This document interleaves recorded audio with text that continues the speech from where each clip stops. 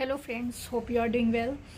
तो फ्रेंड्स, हमने दान पार्ट 1 में सुना कि दान कोई व्यापार नहीं, चाहे वो भगवान भी है।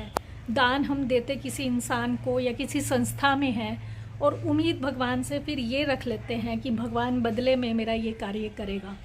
एक्चुअल में थॉट गलत नहीं, थॉट को थोड़ा सा रिफाइन करने की ज़रूरत है। लाइक कि जो मैं दे रहा हूँ, ठीक है, देना लेना तो है ही है संसार में, बिना गिव एंड टेक के। ये तो लॉ है, law of give and take. लेन देन तो चलना ही है। अगर हम रुक गए, स्टेगनेंट हो गए, हमने फ्लो करना बंद कर दिया तो हमारी लाइफ भी स्टेगनेंट हो जाएगी। कॉज एंड इफ़ेक्ट है, जैसा जैसा करेंगे वैसे ही इफ़ेक्ट आएगा।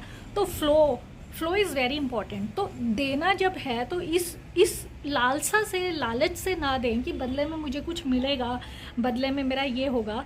ये सोच के दें कि ये एक तो लॉ है और मैं इस लॉ में कंट्रीब्यूट कर रहा हूँ और जितना कर सकता हूँ खुशी से करूँगा, ठीक है ना। अगर दिया हुआ 1 रुपया भी, दी हुई दिल से दुआ भी उन 100 चीज़ों से बढ़कर है। क्यों? क्योंकि उसमें सच्चा प्योर भाव है। तो मायने रखती है प्योरिटी। अगर आपके पास बेशक देने के लिए कोई मॉनेटरी टर्म्स में कुछ नहीं है, अगर आप किसी का सच्चे दिल से भी चलते हुए, अगर आप सच्चे दिल से भी किसी का अच्छा सोच लेंगे, उसके प्रति दुआ कर लेंगे, रास्ते में आपको कोई ऐसा इंसान मिलता है जो आपको जानता भी ना हो, पर आप दिल से उसकी स्वास्थ्य के लिए या उसकी अच्छाई के लिए या उसका काम बन जाए, ऐसी दुआएं करें, तो देखना आप कितना अच्छा जो है उसका कर्म करते हो। तो जो कर्म हम करते हैं उसमें भावना मैटर करती है, उसमें टर्म्स नहीं मैटर करते हैं कि आप क्वांटिटी क्या दे रहे हो, उसकी क्या दे रहे हो। क्वालिटी मैटर करती है कि आपके दिल की क्वालिटी क्या है, आप कितने दिल से दे रहे हो, हृदय से दे रहे हो, बिना किसी स्वार्थ के। तो यही असली धर्म है, यही असली कर्म है, यही असली कर्मा है।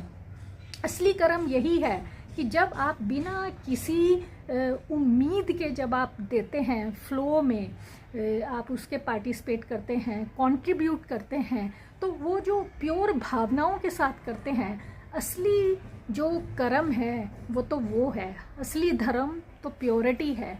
तो इसलिए बिना किसी उम्मीद के दान करें, दुआएं दें, भगवान से व्यापार ना करें, भगवान से मिलने जाएं मंदिर में, उसका धन्यवाद करने जाएं, उसका बहुत बहुत शुक्रिया करने जाएं। यही सबसे उत्तम कर्म है।